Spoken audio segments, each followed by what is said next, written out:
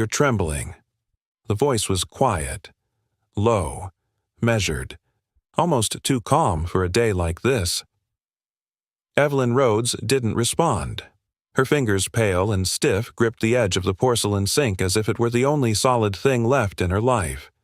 The cold from the tile seeped through her skin, but it couldn't numb what was unraveling inside her. Behind her, the dressing room buzzed faintly with sounds from the outside world. Muffled voices. A PR assistant rehearsing the press timeline. Laughter somewhere down the hallway. The sound of celebration of anticipation except in this room. "You're shaking," the voice repeated. Evelyn slowly raised her eyes to the mirror. Julian stood behind her, freshly shaved, perfectly dressed. Impeccable. As always. His navy tie was knotted just right. His smile, except it wasn't a smile today, was cautious, almost clinical. She hated that she still recognized the scent of his cologne, that even now, with the air between them colder than ever, her body still remembered what it used to mean. She blinked. Once. Twice. And then he said it. "I can't do this." Her heart didn't drop. It didn't even break. It just stopped. "No," Evelyn said, her voice barely a whisper. "No, not now." "Julian, we're minutes away from—" I know he cut in, glancing at his watch. 15 to be exact. "Then what the hell are you talking about?" Her voice finally cracked the calm, shattering like thin glass. "We're launching an IPO today. You helped write the damn speech. You said you'd stand with me. What do you mean you can't?" Julian didn't flinch. He just looked at her the way someone might look at a cracked porcelain vase. Delicate. Once beautiful. No longer worth repairing. "I thought I could handle it," he said carefully. "I thought I could be what you needed." But he took a breath. "Too long. Too slow. But I can't build a life with someone who's—" breaking apart. The words hit harder than any punch. They hung in the air, acidic and sharp, the kind of sentence that never really leaves you. Evelyn's hands finally let go of the sink. She stepped back, but the room felt suddenly too small. "You mean because I'm sick?" Her voice was cold now, controlled, weaponized. He didn't deny it, just looked away. "I tried," he said. "I really tried to be okay with it. You said it didn't matter. I lied." There it was. The final cut. Julian walked to the door and reached for the handle. But then he paused, glancing at her one last time. "You'll survive this," he said. "You always survive." And then he was gone. The door clicked softly behind him. The silence that followed was deafening. 7 minutes later, Evelyn Rhodes, the woman, Fortune magazine once called the visionary who doesn't blink, walked calmly down the side corridor of the Rhodes Biotech headquarters, past the security office, turned sharply left, and slipped through the unmarked metal door that led to maintenance access. Sublevel B. She didn't cry. Not when the elevator descended below the executive floors. Not when the scent of floor wax and machine oil replaced her perfume.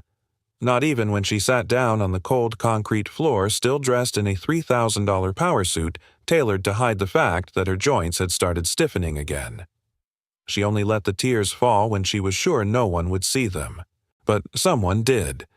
The soft hum of a rolling mop bucket preceded the quiet creak of the door opening. Evelyn turned her head sharply, trying to collect herself. Caleb Monroe stepped into the dim hallway, pushing a janitor cart with one hand and holding a thermos in the other. He stopped when he saw her sitting on the floor between a wall of old circuit panels and a rack of unused extension cords. He didn't speak at first, didn't rush to ask if she was okay. He just stood there, observing, not with pity, but with presence. A quiet man with tired eyes, rolled-up sleeves, and a patient kind of stillness that only people who've known real disappointment seem to carry. "I can come back later," he finally said. Evelyn blinked at him, her voice caught in her throat. "Or," Caleb added gently, placing the thermos on the floor beside her, "I could just sit for a minute." She didn't answer, but she didn't tell him to leave either. So Caleb took a slow step forward and lowered himself onto the floor across from her, one knee raised, the other foot flat. Not close, not far, just there. He didn't ask questions, didn't pretend he could fix anything. He simply unscrewed the lid of the thermos and poured steaming tea into the cap. Ginger and lemon. He slid it across the floor to her. Evelyn stared at it. She hadn't even realized her hands were still shaking. "Looks like you could use something warm," he said quietly. "Why?" She whispered, her voice brittle. "Why are you being kind to me?" Caleb shrugged once. Sometimes people don't need fixing. They just need someone who won't walk away. The sentence cracked something inside her that Julian never reached. It wasn't grand. It wasn't polished. But it was real. Evelyn looked down at the tea. The scent was sharp grounding. She picked it up slowly. Her hands were steadier now. In the silence, something shifted. Not healed, not yet, but held for the first time all day. Above them, on the top floor, her name was being introduced to the press. Lights flashed, stocks ticked. Words like visionary and resilience echoed down hallways filled with people who would never understand what had just broken beneath her ribs. But down here in the sublevel, where no cameras reached, Evelyn sat on the floor across from a man with calloused hands and kind eyes, drinking ginger tea from a plastic cap, and for the first time that day, she didn't feel alone. Evelyn didn't go home that night. She stayed late at the office long after the cameras had shut off, after the applause had died down, after the champagne glasses had been drained by other people wearing suits and smiles. The IPO was a success on paper, but she'd barely made it to the stage in time, barely got through her speech, barely kept the mask on. Now, in the silence of her corner office with the skyline twinkling beyond the floor-to-ceiling windows, Evelyn sat motionless at her desk. There was still glitter on her sleeves from the confetti drop. She hadn't changed out of her suit. She hadn't touched the dinner left on her table. The only thing she had done since returning from the maintenance room was lock the door, sit down, and try to feel nothing. But nothing never came. The next morning, the building felt louder than usual. Laughter echoed down the hallways. Compliments flew like confetti, and everywhere she went, someone congratulated her as if she'd just won a war. You were magnificent, Evelyn.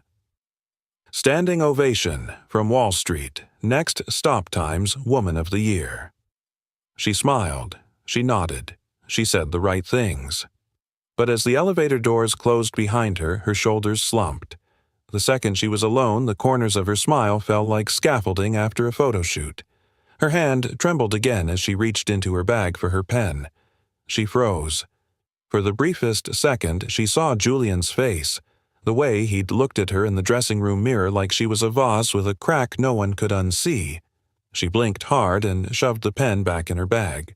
That afternoon, during the executive board meeting, Evelyn sat at the head of the polished walnut table while her CFO droned on about international projections. She tried to focus, but the words were blurred by her thoughts' echoes of that one line she couldn't forget. I can't build a life with someone who's breaking apart. Her eyes flicked to the chair beside her. Empty. That was where Julian used to sit. Every quarter, every major meeting. Now it was just space and silence. She clenched her fingers around the pen again, willing them not to shake. Across the table, someone was still talking. She nodded at the appropriate moment. No one noticed the way she flexed her fingers under the table. No one saw the exhaustion behind her eyes. They never did. Later, as she walked through the lower levels of the building, she claimed she was stretching her legs to avoid her driver. She found herself near the maintenance hallway again. And like a compass turning south, she pushed open the same gray door from the day before. The corridor was empty at first, but a familiar hum echoed around the corner. And then there he was. Caleb Monroe. He stood at the base of a utility ladder refilling a wall-mounted water filter. His sleeves were rolled up again, revealing forearms dusted with paint flecks. There was a pencil behind his ear, a folded rag in his back pocket, and something about the ease in his movements felt grounding. Evelyn didn't say anything at first. She just watched him work invisible behind her title, her makeup, her armor. "You came back," Caleb said without looking up. She arched a brow. And you remember me." He glanced over his shoulder and gave a half smile. "Not every day the CEO sits on my floor and drinks my tea." A small breath escaped her lips, almost a laugh. She stepped closer. "I'm sorry about yesterday. I wasn't myself. No one ever is when they're falling apart." His words were soft, not accusing, just real. Evelyn leaned against the wall, arms crossed. "I'm not supposed to fall apart," she muttered. "Not in this building." Caleb turned toward her fully now. Not too close, just enough to look her in the eyes. "You don't have to be strong all the time." "Why not?" "Because strength without softness is just armor. And armor rusts." That line pierced something deep inside her. She looked away. "I can't afford to be soft. Maybe not with them." He gestured upward with his thumb toward the executives and shareholders above. "But that doesn't mean you have to bleed in silence." Her throat tightened. She hated how easy he made it sound, as if vulnerability was something you could choose like a wardrobe. She had spent years building a fortress of competence, certainty, perfection, and yet in front of a janitor with calloused hands and quiet eyes, it all felt useless. "Do you always talk like that?" she asked. "Only when someone looks like they're about to drown." There was a long pause. Evelyn stepped forward, kneeling down beside the bucket of tools he'd set on the floor. She picked up a small wrench, turning it in her fingers. "I don't know what's happening to me," she whispered. "I used to be able to walk into any room and own it. Now, I can't even hold a pen without reminding myself how much muscle control I've lost. I can't tell my team. I can't let the board know. They'd take everything." Caleb didn't interrupt. She looked up at him. "But you didn't flinch. You didn't look away yesterday." "No," he said simply. "Because I know what it's like when people do." He didn't explain, but the weight of that line settled between them like something shared. Evelyn placed the wrench down, her voice softer. "Thank you. For sitting with me. For not walking away." Caleb gave a slow nod. "People always ask what we do down here. Janitors, maintenance guys. But truth is, most of us don't fix things. We just keep them from falling apart completely." Her breath caught again, because for the first time in weeks she didn't feel like a CEO trying to keep up a crumbling empire. She felt like a woman, tired, broken in places, but still here. Before she left, Caleb handed her another thermos. She looked at it in surprise. "I figured you'd be back," he said with a shrug. "Tea's fresher this time." She held it gently, then met his eyes. "Why do you do this? Do what be kind, because people remember the moments they were seen, and you saw me clear as day." Evelyn didn't answer. She didn't have to. She simply walked away, thermos and hand armor a little lighter, steps a little steadier. The boardroom smelled of polished wood and citrus-scented glass cleaner, the kind of scent designed to project control, cleanliness, perfection. Evelyn Rhodes sat at the head of the long oval table, blinking hard at the financial model projected on the wall. Numbers danced in front of her, but she wasn't reading them. Her hand tightened around the pen in her lap, the same hand that had betrayed her 3 times this morning. Once during her signature, once when she dropped her phone, and once just now as she tried to steady herself before speaking. The voices around her swirled in a blur.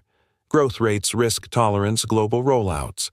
She could follow every word intellectually, but emotionally, she was 1,000 miles away. Because the chair beside her, his chair, was still empty. Julian used to sit there.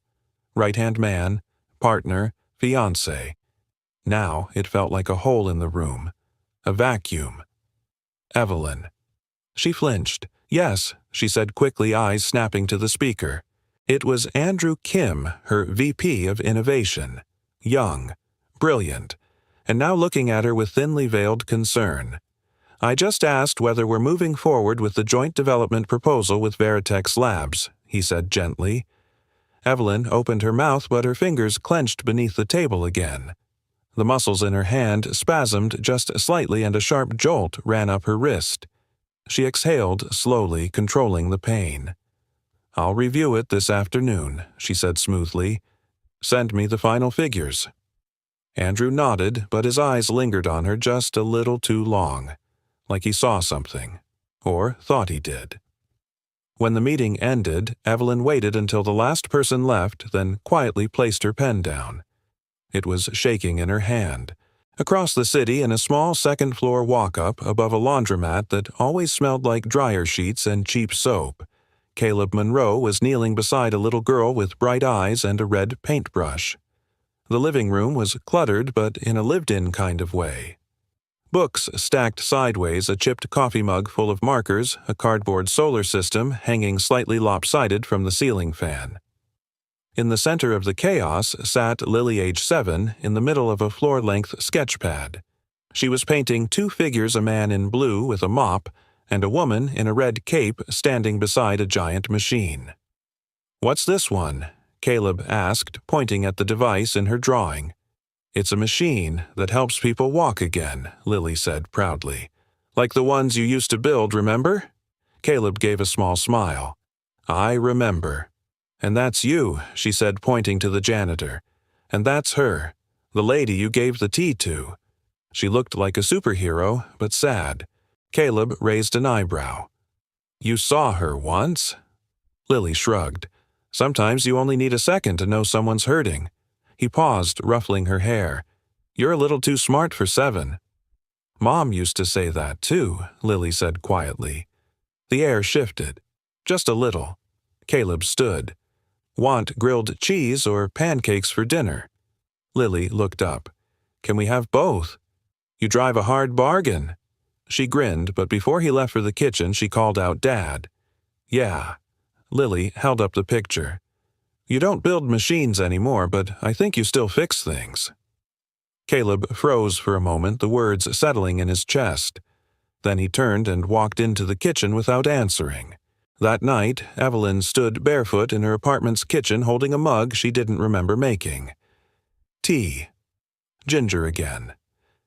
The one Caleb had given her yesterday had lingered longer in her memory than anything Julian ever said.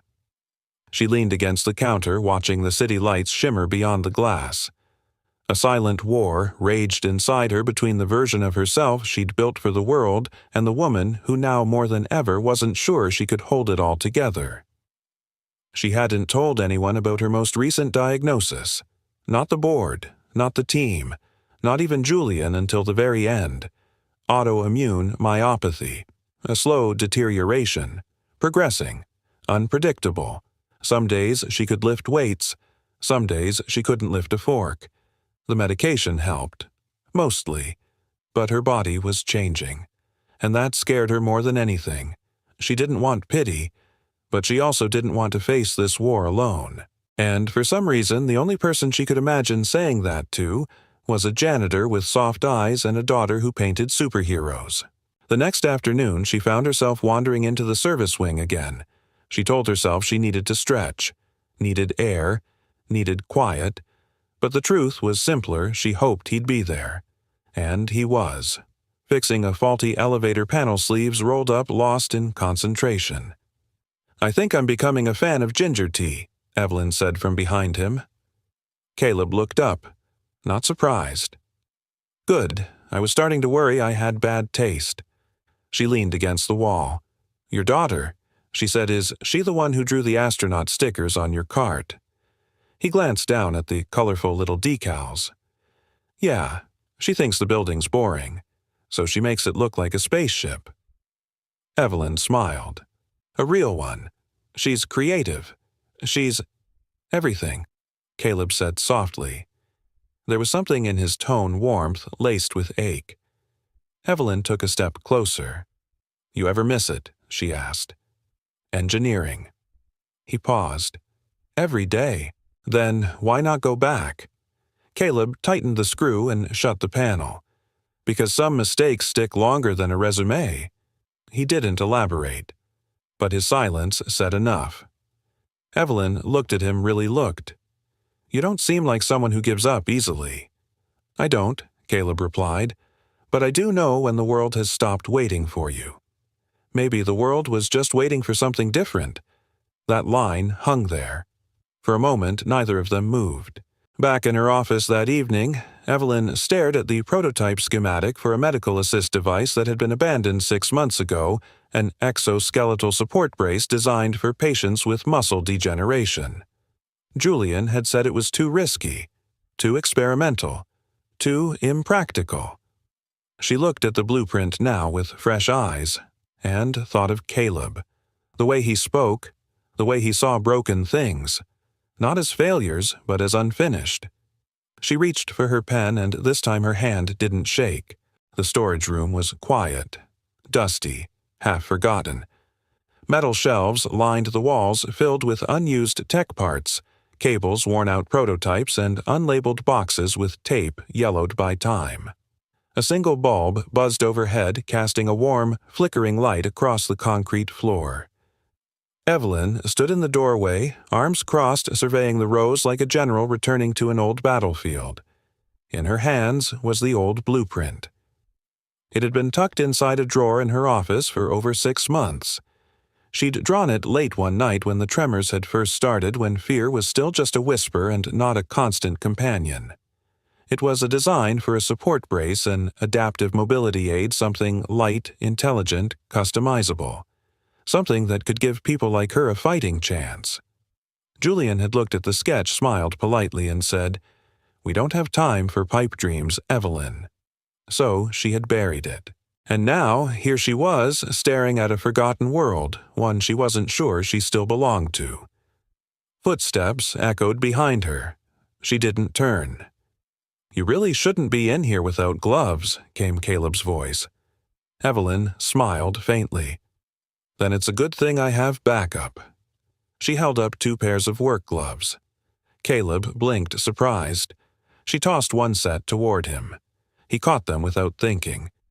"You came to raid the graveyard. I came to dig something up." She stepped deeper into the room, unrolling the schematic onto a dusty metal table. The lines were clean, elegant. But underneath it was messy, scattered notes in the margins, arrows pointing to nowhere, calculations scratched out and redone. "It's a support brace," Evelyn said softly, brushing off the dust, designed to work with the natural flow of muscle memory, not against it. Responsive, dynamic, almost intuitive. Caleb stepped forward, studying the lines. "This is good," he murmured. "Really good." She looked up. "You think so?" He nodded. "It's smart. Efficient. But the sensors in the joint brackets, these would have trouble calibrating under strain." "I know," she said. "That's where I got stuck." Without asking, he reached into a bin on the nearby shelf and pulled out an old servo actuator. "You were using stock motors. Too noisy. You need magnetic resistance coils." Evelyn blinked. "Wait, you've built one of these before." Caleb hesitated. "A version of it," he said finally. "Back when I still had a lab coat instead of a mop." She paused, then smiled. "Then maybe it's time you wear both." They worked side by side that afternoon. The table became a battlefield of bolts, wires, and scribbled notes. Caleb moved with quiet precision, his hands sure steady. Evelyn sketched, revised, and tested voltage flows, surprised at how quickly her mind reawakened. There was dust in her hair, grease on her blouse, and for the first time in months her hands weren't trembling, they were building. At one point she laughed. Caleb looked up. "What?" She held up a screwdriver with the wrong bit and grinned. "I just tried to torque a hex screw with a Phillips head." He smirked. "Rookie move. I'm out of practice." "No," he said. "You're just remembering." There was a beat of quiet between them. Evelyn lowered the tool. "Julian told me it was a waste of time. Said we'd never get the board to back something like this. Said it was too personal." Caleb met her gaze. Sometimes the most powerful ideas are the ones born out of necessity and pain. She swallowed hard. "I think I stopped believing I could still build anything real." He nodded toward the half-assembled device between them. "Looks pretty real to me." As the hours passed, Caleb reached for a worn-out laptop from his cart. I kept some of my old schematics. Might help. He booted it up, fingers tapping with familiarity. Evelyn leaned over curious. Is this what you worked on before janitoring? He hesitated for half a breath, then answered, Yeah. I was part of an adaptive tech initiative. We were designing low-cost mobility aids for veterans and kids with neurodegenerative disorders. That's incredible, she said. He shrugged, until funding got pulled. Then an accident happened in the lab. Equipment malfunction. Someone got hurt. I wasn't even there that day, but you took the fall. They needed someone to blame, and I was the one without tenure. Evelyn studied him. Why didn't you fight it? He glanced at her. Because by the time I realized what was happening, the doors were already closed. Sometimes the system doesn't break you all at once, it just stops opening. She let those words settle. You didn't deserve that, she said quietly. Neither did you. The air shifted again. Not just empathy, recognition. Two people who knew what it felt like to be reduced from scientist to janitor, from visionary to liability.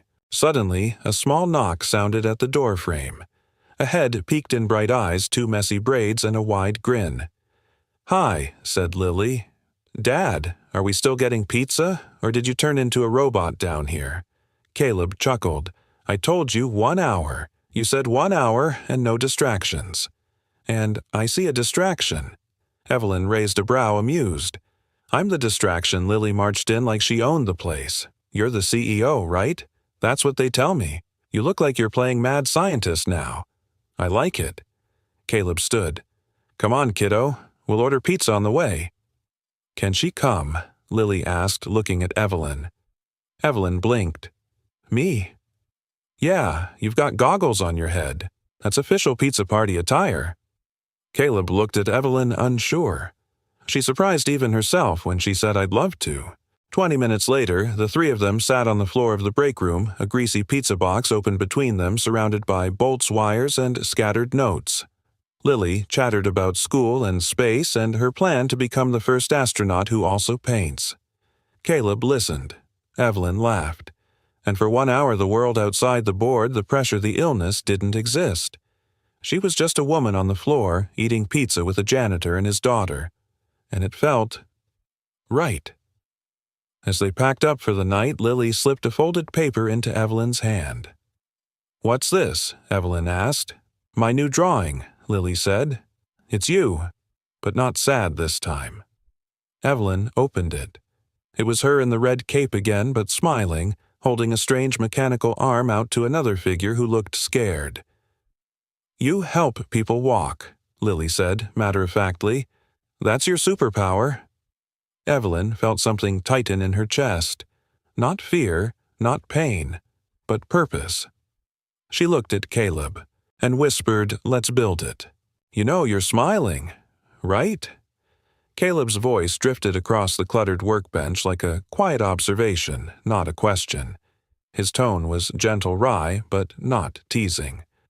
Evelyn paused mid-solder, eyes still on the circuit board in front of her. I'm concentrating, she replied. You're smiling while concentrating. She glanced up and, sure enough, her reflection in the nearby metal panel confirmed it. A small, curved smile had crept onto her face, absent-minded, unplanned, but unmistakably real. Well, she said softly, maybe that's new. The prototype was coming together faster than she'd anticipated.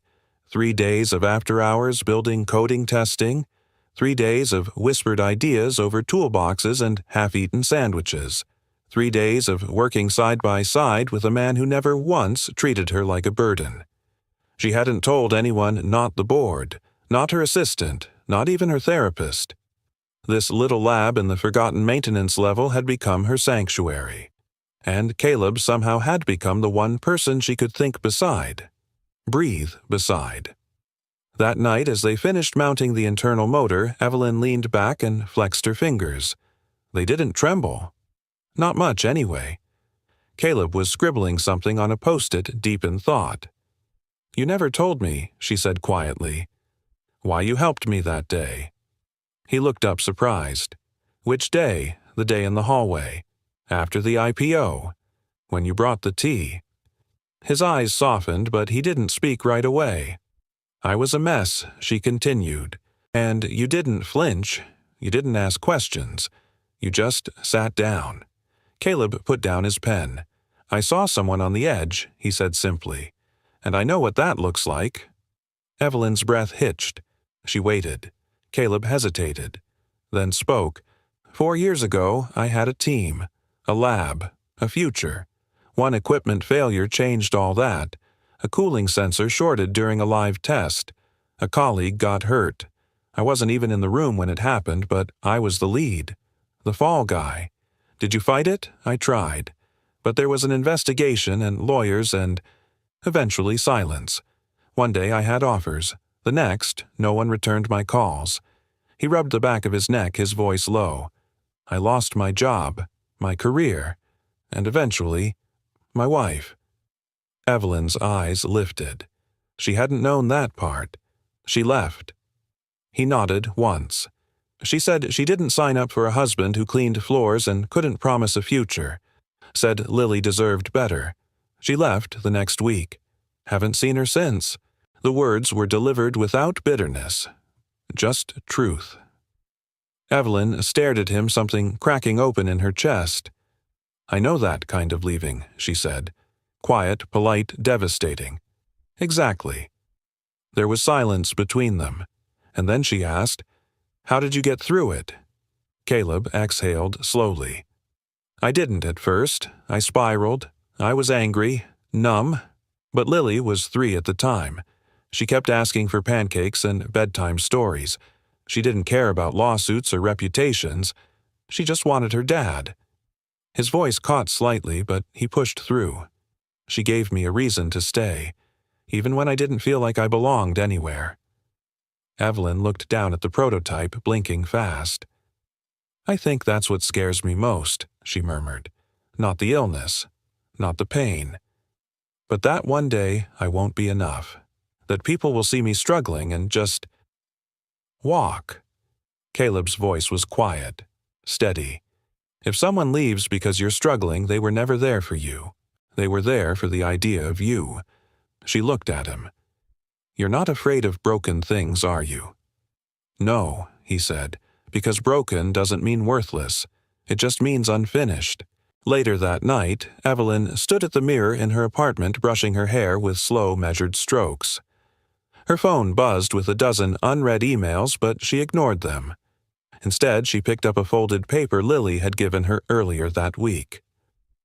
The drawing of her in a cape standing next to a machine with outstretched arms. The childlike handwriting below it read, You help people walk. That's your superpower. She held the paper against her chest, and for the first time in a long time she didn't feel like she had to run. She could stay.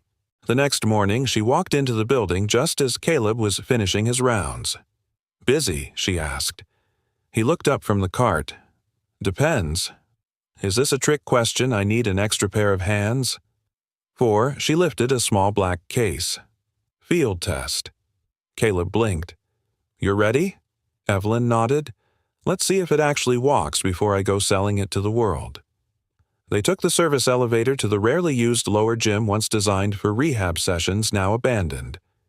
Evelyn changed into workout leggings and a hoodie stripped of her heels and blazer. Caleb opened the case and carefully lifted the prototype brace. It was sleek, lightweight, a blend of carbon fiber and soft silicone padding. Wires tucked into narrow seams. Clean. She sat down on the bench and slowly attached it to her leg. Caleb adjusted the calibration settings through the linked tablet. You okay? He asked. No, she said. But let's do it anyway. Caleb held out a hand to help her up. She didn't take it. She stood slowly, shakily on her own. The brace hissed gently, adjusting to her movement. For a moment she wobbled. Then she steadied. Caleb watched hands hovering but not touching. Evelyn took one step, then another, and another. She walked 10 feet, then 15 across the gym floor. each step powered by a mix of metal code and will. When she turned back to him, her eyes were shining. Caleb smiled. "Told you, you're still building real things." She didn't answer. She just walked back to him and this time took his hand. Not because she needed it, but because she wanted to. The brace clicked softly as Evelyn walked into the main lab, each step quiet, measured, almost reverent. The lab had been unused for months.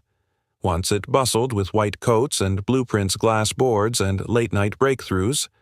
Now it sat dormant, draped in sheets and dust like a monument to a version of her life she had almost buried. Until now. Caleb followed behind her toolbox in one hand, the prototype tablet in the other. His shirt sleeves were rolled up, grease already on his collar from a morning maintenance call, but his expression was focused. They didn't speak at first. The silence was comfortable, purposeful.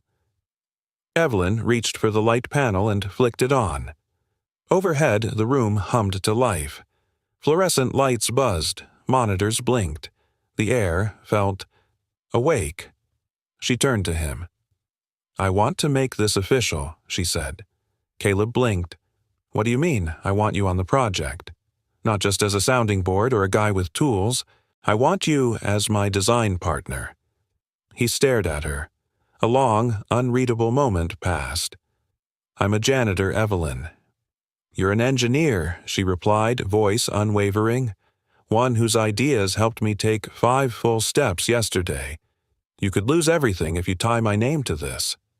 She stepped closer, her gaze sharp but open. "I've already lost someone who didn't believe in me. I'm not afraid to risk what's left for someone who does." He looked down at the floor, jaw tightening. The weight of her words and everything they implied hung in the air. "I don't want to become a liability for you," he said quietly. "Then don't," she said. "Become a legacy." Caleb met her eyes. It was not a romantic moment. Not yet. But it was intimate. Two people choosing to bet on each other not out of sentiment but out of sheer grounded belief. He nodded once. "All right, partner." By the end of the week, the lab had been transformed. The dust was gone. The sheets rolled away. Caleb had installed an adjustable workstation using parts from a decommissioned maintenance cart. Evelyn moved her personal equipment in at night away from curious eyes. Their routine was unconventional. They worked late after board meetings, after janitorial shifts. They sketched on whiteboards with half-dried markers. Caleb repurposed parts from discarded robotics modules. Evelyn coded while listening to Lily's favorite bedtime songs playing softly in the background. It was chaos. It was healing. One night, Evelyn looked up from her screen to find Caleb staring at a photo on the corner of the desk. It was her from a magazine shoot. The headline read, "The Woman Who Will Walk Wall Street into the Future." She scoffed. "They called me unstoppable." That aged well. Caleb didn't smile. Instead, he said, "You're still unstoppable. You've just changed direction." She looked at him, genuinely taken aback. "You really believe that he leaned back wiping his hands on a rag. You built an empire while your body fought against you. That doesn't make you less capable. It makes you more." 3 days later, they hit a wall. The brace's pressure sensors couldn't stabilize above a certain weight threshold. Every time Evelyn shifted, the reading spiked, throwing off balance and triggering the safety lock. Caleb tried recalibrating the coil sensors. Evelyn rewrote the feedback loop code twice. Nothing worked. Frustrated, she slumped into a chair, massaging her temples. "We're missing something," she muttered. "It should be working." Caleb didn't respond right away. He was crouched beside the open casing, fingers tracing the wiring like Braille. "Tell me again why you designed it to respond to micro-adjustments from the femoral nerve," he said. "Because I wanted it to feel natural, almost like the body was finishing the step on its own." He sat back on his heels, eyes thoughtful. "Then maybe we need to stop fighting the body." Evelyn raised an eyebrow. Caleb continued. "What if we designed it to fail forward to allow small imbalances and adjust in real time, like how a toddler walks before they find rhythm? Not by controlling every move, but by learning from the stumble. Evelyn stared at him. "Fail forward," she repeated. "That's actually brilliant." He smiled. "I have my moments." They rebuilt the sensor array that night. By morning, the brace adjusted mid-stride, shifting with her body instead of against it. When she walked across the lab floor, bracing, wobbling, recovering, it wasn't perfect. It was human. And it worked. At sunrise, they sat on the rooftop of the building with 2 mugs of reheated coffee and a shared bagel. Lily had fallen asleep on a beanbag chair in the lab, arms wrapped around her stuffed astronaut. Evelyn exhaled, stretching her legs carefully. "I haven't been this tired since our Series A launch," she said. Caleb grinned. "I haven't been this tired since Lily had colic for 3 months straight." They laughed, the sound soft against the early morning silence. After a moment, Evelyn grew quiet. "You know what's strange," she said. "I've been in rooms with billionaires, venture capitalists, surgeons, senators, but I've never felt safer than I do working in a dusty lab with a janitor who doesn't talk unless it matters." Caleb looked at her, his voice gentle. "Sometimes the people who talk the least are just the ones who've already listened the most." That line hit her like a soft hand to the chest. No fanfare, no performance, just truth. That afternoon, Evelyn received an internal memo. The board had scheduled a product pipeline review. She was expected to present updates on next-gen innovations. She stared at the screen. She could pitch the old roadmap, safe, predictable, aligned with shareholder expectations. Or she could show them what she and Caleb had built, a brace designed not just for profit margins but for people like her, people who had been told politely and professionally that their best days were behind them. She picked up her phone and texted Caleb. "Are you free to come upstairs tomorrow?" His reply came instantly. "Do I need to clean anything?" She smiled. "No. Just show them what we're building. You have grease on your cheek." Evelyn's voice was soft, amused. Caleb looked up from the circuit board, blinked, and instinctively wiped at the wrong side of his face. "Nope," she smirked. "Other cheek." He chuckled sheepish and wiped again, this time getting it. She turned back to her soldering. "You're hopeless." "You say that like it's news," he replied. It was well past midnight. The storage room had become something of a sanctuary, their secret workshop lit by repurposed desk lamps and humming with quiet focus. Tools were neatly lined on makeshift shelves. Coffee mugs with half-melted logos sat forgotten beside wires and blueprints.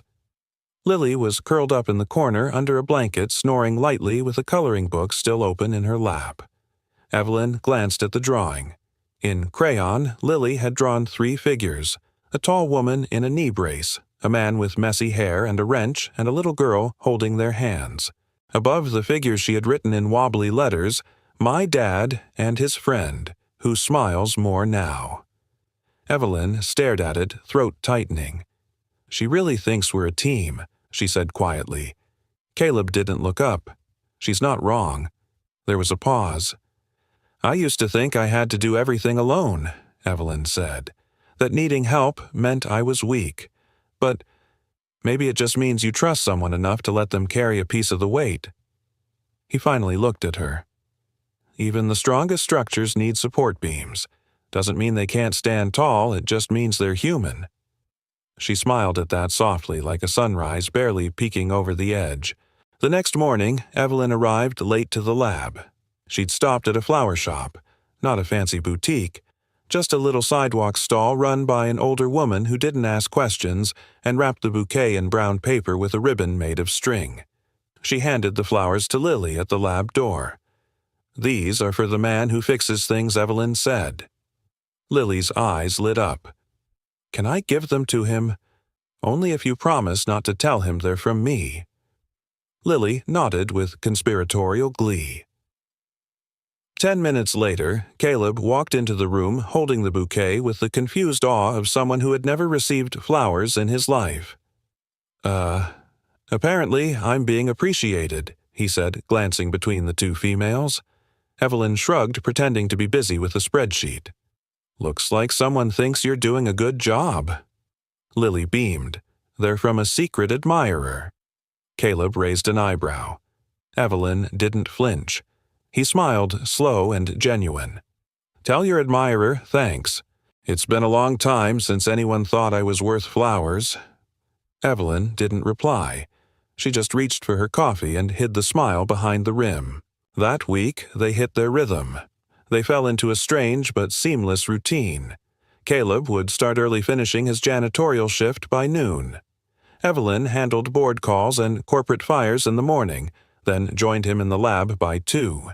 Lily became their unofficial project manager, handing them tools, offering unsolicited design advice, and enforcing pizza nights every Thursday. One night, Evelyn was attempting to tighten a small bolt inside the exo-joint module. Her hands, less steady than she remembered, struggled with the angle. "I can't get this stupid thing to." Caleb reached over and gently covered her hand. "Here," he said. "Let me." She hesitated. "It's not that I can't do it," she said. "I know," he replied. "I just thought maybe you didn't have to." The way he said it, without pity, without assumption, made her chest ache in the best way. She let him take the tool. "Thanks," she whispered. Later that night, Evelyn and Lily stayed behind to clean up while Caleb grabbed dinner. Lily was humming to herself, organizing screws into muffin tins. "Miss Evelyn," she said suddenly, "are you going to marry my dad?" Evelyn nearly dropped the coffee filter. What?" Lily giggled. "He likes you. I can tell." Evelyn knelt beside her. "Your dad is a good man, and very smart, and very kind. And he makes you laugh," Lily added. Evelyn paused, then nodded. "Yes, and it's been a long time since anyone made me laugh like that." Lily beamed, satisfied. "Then you should marry him." Evelyn laughed, flustered. "I'll keep that in mind." That weekend, Evelyn invited them to her penthouse, not for work, not for business, just to share a meal. It was the first time Caleb had seen her world up close. The floor-to-ceiling windows, the marble counters, the minimalist decor that screamed success but whispered loneliness. He took it all in quietly. Lily ran barefoot on the balcony, marveling at the city lights. Evelyn watched them both. "Feels strange, doesn't it?" she asked, "bringing 2 different worlds into the same room." Caleb looked at her. "Maybe they're not different," he said. "Maybe yours was just waiting for someone real to walk into it." She turned to him, and in that moment, no gadgets, no prototypes, no titles. There was only the quiet certainty of 2 people who were beginning to choose each other. Not because they had to, but because it finally felt safe to. At the end of the evening, Lily had fallen asleep on the couch with a half-eaten cookie in her hand. Caleb stood at the door, keys in hand. "Thank you," he said. "For what?" "For letting me in. Not just into your lab, but into this." Evelyn hesitated, then stepped closer. "You didn't just fix my prototype, Caleb. You reminded me I was more than one." Their eyes met. There was no kiss. Not yet. Just something deeper. Recognition. That night, Evelyn wrote something in her journal for the first time in months. 1 sentence. Hope doesn't come crashing in like thunder. It tiptoes in like laughter from a child, and a hand steadying yours when it trembles. She closed the journal and smiled. The conference room wasn't grand. Just concrete floors, white walls, and a few scattered chairs pulled in by interns. But Evelyn stood in the center of it like it was a world stage. No high heels, no designer suit. Just simple black flats, slate gray trousers, and a navy blouse with the sleeves pushed up past her elbows. She looked real, present, alive. Caleb watched from behind the partition wall, heart thudding slow and heavy. He wasn't supposed to be there. Not officially. He was just a janitor. But Evelyn had asked him no, insisted that he stay. The device stood on the table beside her. Sleeker, lighter, no unnecessary bulk. The pressure sensors had been recalibrated, the calibration AI upgraded, and the motor noise gone. She took a breath, steadying herself. Then, with no assistance, Evelyn Rhodes placed her hand on the handle of the prototype, pressed her weight onto it, and walked. A silence fell over the room like a blanket. 1 step, 2, then a turn. Every member of the Rhodes Biotech Advisory Board, every investor on that video call, every employee who had known Evelyn as only the fierce, untouchable CEO, watched her cross the room. Slowly, purposefully. Her steps were not perfect, but they were hers. When she returned to the center, she let the device rest and finally looked up. "I'm not here to prove I've recovered," Evelyn said quietly, "because I haven't. I may never be the woman I once was." She paused, glancing down at her hands. "But maybe that's the point. Maybe our technology shouldn't aim to restore who people were, but empower who they are now." A few eyebrows lifted. Evelyn took another step forward. "I was prepared to discard this design. It wasn't perfect. It was bulky, fragile, frustrating. But a man most of you have passed in the hallways without ever seeing, looked at this broken thing and chose to believe it could still work." Her voice softened. "He didn't redesign it. He understood it. And in doing so, he reminded me what this company was always meant to be about." There was a long silence. Then a hand raised. One of the senior engineers leaned forward, clearing his throat. "Forgive me, Ms. Rhodes, but who was this person? Was he on the design team?" Evelyn smiled faintly. "No, he was on the night shift." Whispers spread like ripples across a lake. The next question came from a young woman near the back. "Do we know him? What's his name?" Evelyn's eyes didn't move to the crowd. They moved past it to the shadowed figure just beyond the glass wall. "He doesn't need applause," she said. "What he gave me wasn't recognition, it was restoration." Her eyes gleamed. "I've been repaired. Yes, but not by wires or circuit boards. I was repaired by someone who chose not to walk past what others would have thrown away." She picked up the prototype gently.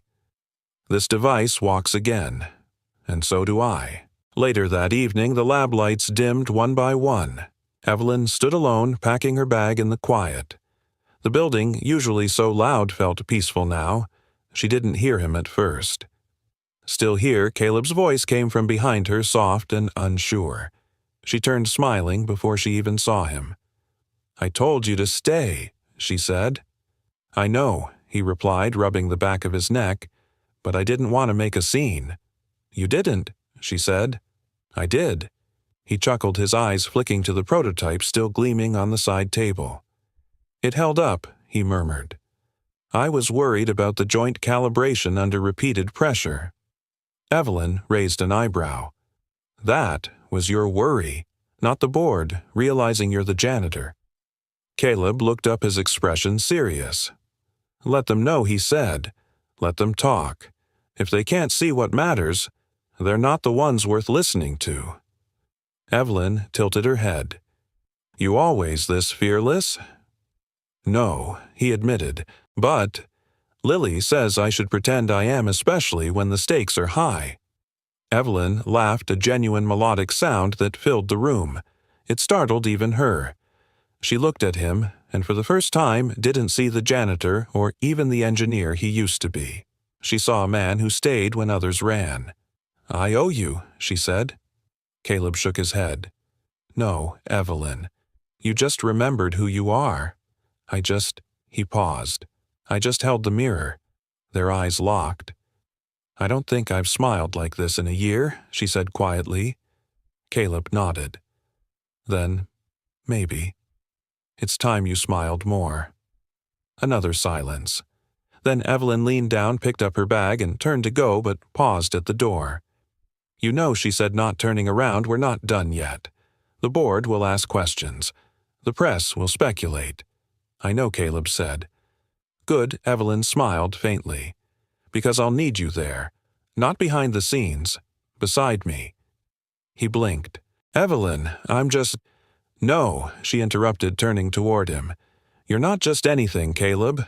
That word, just, it's a cage, and I'm done living in cages." Caleb didn't answer right away. Then, "Okay, I'm in." A small voice suddenly echoed from the hallway. Dad Lily peeked around the corner, her curls bouncing a paint-smeared notebook clutched in one hand. "Sorry," she whispered. "Did I ruin the moment?" Evelyn knelt down, opening her arms. "Not at all," she smiled. "You made it perfect." The headline dropped at 7:03 a.m. sharp. CEO's secret weapon janitor, or fraud, beneath it. A blurry photo, Caleb half-turned holding the prototype in the background of Evelyn's last product demonstration. The lighting was harsh. His janitor uniform unmistakable. By 8:00 a.m., the boardroom was already full. Tension clung to the air like humidity before a storm. Every face around the table had that same forced calm, the kind that preceded a corporate ambush. Evelyn entered with her head-high jaw clenched and tablet in hand. But inside, her nerves were a tight wire threatening to snap. She didn't have to wait long. "We have a situation," said Alan Mercer, the CFO, sliding the article across the polished table like a weapon. "It's spreading like wildfire across investor forums and biotech blogs. They're calling it the Janitor Gate." Another board member, Lisa Cheng, leaned forward. "Evelyn, is it true? Did you allow a non-employee without credentials or clearance to design our flagship medical prototype?" Evelyn's voice remained calm. "I asked Caleb Monroe to consult on the mechanical design after observing his insight. He didn't access sensitive data. He worked under my supervision." Caleb Monroe Mercer echoed, scrolling rapidly. According to this, he was fired years ago from a rival firm after a lab incident. No current engineering license, no credentials, just a mop, and a mind that saved our prototype. Evelyn replied, steel creeping into her tone. Mercer didn't flinch. "You just handed over proprietary technology to someone whose job is literally to scrub our floors." Evelyn's breath hitched, but only slightly. He earned his place through merit, not title. Lisa exhaled. "This isn't about his merit. It's about optics. Investors don't like surprises, especially not ones that look like liability." A younger board member, Nathan, hesitated before speaking. "We all saw the prototype work. It was elegant, quiet, functional. But if it fails now," Mercer interjected, "it won't be a product flaw, it'll be a scandal. Imagine the headlines, 'Device designed by janitor injures patient.'" Silence. That was the death sentence. Not logic, not ethics, optics. Evelyn rose slowly. If this board would rather crucify innovation than admit a man outside the system might have something to offer, then perhaps I'm not the CEO you want. Her words hung in the air. But Mercer struck back hard. "No one is talking about replacing you yet, but the shareholders are watching closely. Any further missteps and we may have to intervene." Evelyn didn't respond. She gathered her tablet, turned, and walked out back straight, lips tight, heartbreaking. Caleb didn't hear about the article from the board, or Evelyn, or even the news. He heard it from Lily. She was sitting on their second-hand couch, cereal bowl in hand, scrolling through his phone for drawing inspiration when she stumbled on a notification. "Dad." Her voice was small. "Why are you on the news?" Caleb took the phone, brows furrowing. He read the headline. Then again. Then again. By the time he finished the article, he could barely breathe. "She didn't deserve this," he muttered. Lily blinked. "Did you do something wrong?" "No, sweet pea," he said softly, brushing a curl from her forehead. "I just did something they didn't expect." Evelyn sat in her office, staring at the screen, watching the online comments multiply. What kind of CEO lets a janitor near medical tech? Is this why she got sick in the first place? Bad judgment. Sympathy project. This company is going down. Each comment cut deeper than the last. But it was the silence from Caleb that hurt most. She hadn't called him. Not because she blamed him, but because she didn't know how to say the words, "I might lose everything for trusting you, but I still don't regret it." She closed her laptop, leaned back, and let the darkness swallow her office. That night, a letter slid under her door. No sender, no signature, just one folded piece of paper. It read, "I never wanted to make you a target. If leaving means you get to stay whole, I'll go." Evelyn sat frozen, the paper trembling in her hands. He was leaving. The next morning, Evelyn marched into Human Resources. "I need to see Caleb Monroe's file," she said. The clerk blinked. He resigned late last night. Effective immediately. What Evelyn's voice cracked. She didn't finish. Instead, she turned, walked out of the building, and got into her car. She didn't care about the scandal. She didn't care about the board.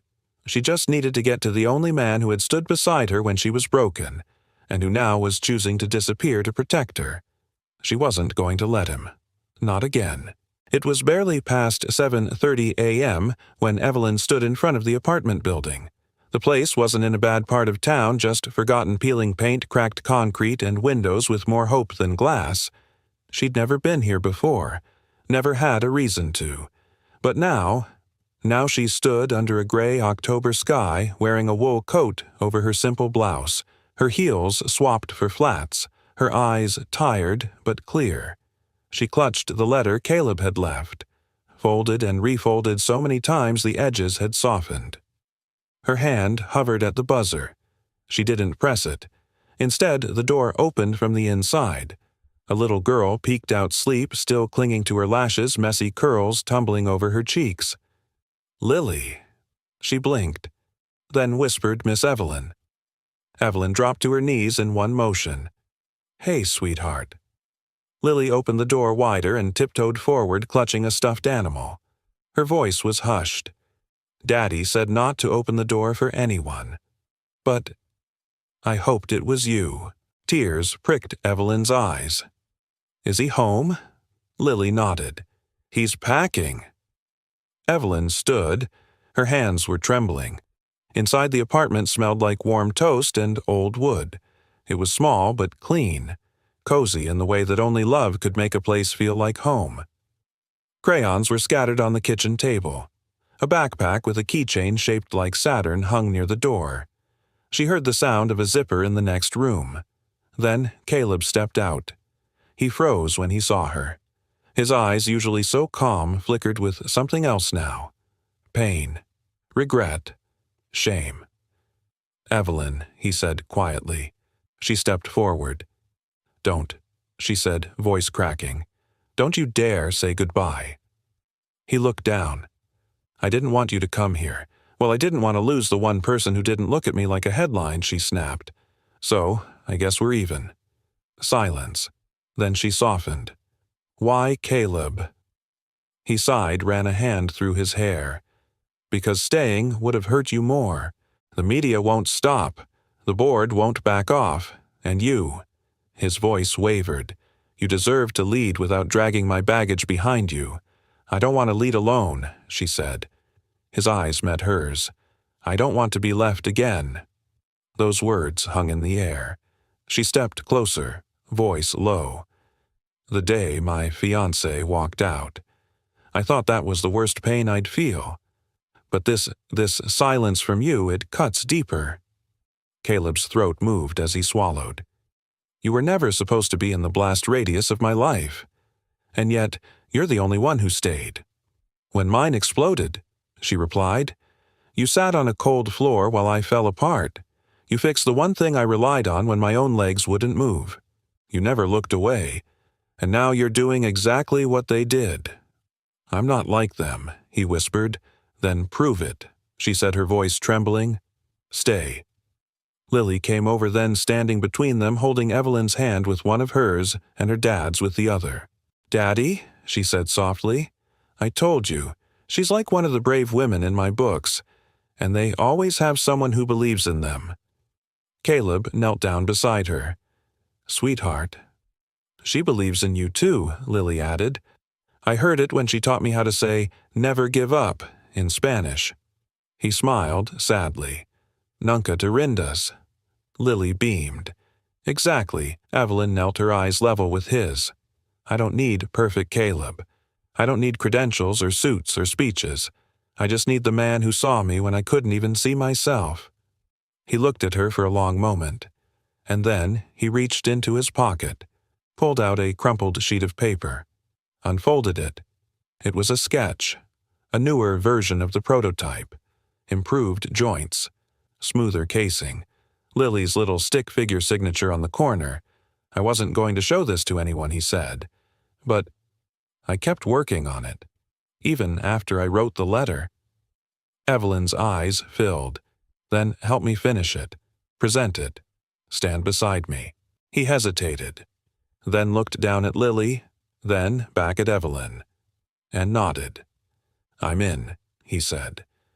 Her breath escaped in a shaky exhale, half relief, half something she hadn't dared to feel in a long time. Hope. That night, Evelyn typed an internal memo to the board.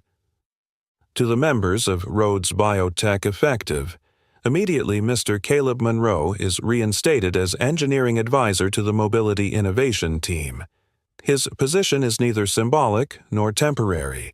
It is earned. Some of you see a janitor. I see the man who gave a broken woman back her stride, both literal and metaphorical. You may choose to debate his resume, but you cannot ignore the results of his work or the courage he showed when all of us were too afraid to fix what we didn't understand. Leadership is not about avoiding controversy. It is about standing up when it matters most. I stand with him, and if that costs me everything, so be it. Evelyn Rhodes, CEO. The lights dimmed. The ballroom of the Rhodes Biotech headquarters fell into a hush as a spotlight bathed the stage in soft gold. The new product, an advanced mobility assist exosuit, stood at the center like a silent testament to resilience innovation, and something deeper. Evelyn Rhodes adjusted the wireless mic at her collar. For the first time, she wasn't in heels. She wore a simple navy dress, flat shoes, and the exosuit brace hugged her waist and knees beneath the fabric, barely visible, yet deeply personal. She scanned the crowd: cameras, investors, reporters, board members, and in the front row, Lily, wide-eyed and bouncing in her seat, a handmade sign in her lap that read in glitter, "My dad built this." Caleb sat beside her, rigid, uncertain, but present. Evelyn took a breath. Today, we're unveiling more than just a medical device, she began. Her voice was calm, sure, not because her body was, but because her heart finally was. We're unveiling a second chance. A few murmurs rippled through the audience. This device, she continued, gently placing a hand on the brace beneath her skirt, was originally shelved by our team, deemed impractical, too costly, too complicated. I was one of the voices that dismissed it, not because it didn't have potential, but because I didn't. She paused. The silence pressed in, not cold, but expectant. But someone saw it differently. Someone saw not what it was, but what it could be. He didn't come from our boardrooms or wear a white coat. In fact, most of you probably never noticed him as he swept our halls. The room shifted, some eyebrows raised, some leaned in. Evelyn turned toward the front row. Caleb Monroe. She said, her voice steady rich, was the first person brave enough to fix something everyone else had thrown away. The cameras whipped toward Caleb. He froze. Lily tugged at his sleeve. "Go on, Dad. They need to hear you." Caleb stood slowly. His janitor uniform had been swapped out for a modest button-up shirt and slacks, but he still had that same quiet look in his eyes, like someone used to standing in corners and listening. As he walked up the steps to the stage, Evelyn extended her hand. He hesitated, then took it. "Why me?" he whispered under the mic. "You could have picked anyone." Evelyn smiled. "Because you stayed." Facing the crowd, she continued. "You stayed when everyone else left. You sat beside me on a cold tile floor and didn't offer answers, just presence. You didn't see my illness as weakness. You didn't see this device as broken. You believed both of us could still work." A warm murmur of emotion swept through the audience. Caleb cleared his throat. He glanced at the device, then back at the crowd. "I'm not a CEO," he said. I'm not even an employee anymore." A few confused chuckles. "But I am a father, and a builder, and sometimes what you need to fix something isn't credentials, it's care." He turned to Evelyn. "Thank you for letting a janitor be more than what the world expects him to be." From the front row, Lily's voice rang out proud and clear. "Bo oi bo la bak hok thum lengkua kon." People laughed gently. A few teared up. Evelyn knelt beside the product, her voice thick with emotion. "This device is launching under a new name," she said. "The Monroe Frame. Because it doesn't just represent movement. It represents belief. The belief that healing doesn't always look like perfection. Sometimes it looks like staying." Applause burst out spontaneous, full, unpolished. Not the clapping of investors eyeing shares, but of humans, witnessing something real. Evelyn turned slightly and reached for Caleb's hand. And then, to everyone's surprise, she reached down from the stage, lifting Lily up beside them.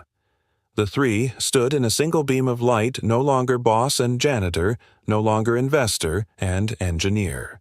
Just three souls bound by what they had built together. Not just a device, but a life. No longer proving themselves. Just living it. Sometimes the people who change our lives don't come dressed like heroes. Sometimes they arrive quietly with a mop in one hand and kindness in the other. If this story touched your heart, tell us, have you ever met someone who showed up for you when no one else did? Maybe it was a stranger, a friend, or someone you least expected. Share your story in the comments below because your story might be the one that heals someone else tonight. And while you're at it, let us know where in the world you're watching from. We love seeing how far these stories travel from small towns to big cities, from hearts to hearts. If you believe that real love, real courage, and real kindness still exist, don't forget to hit subscribe so you never miss the next story that might remind you to hope again. Thank you truly for spending this time with us. Until next time, may you find light in the quiet places, and may you always, always have someone who stays.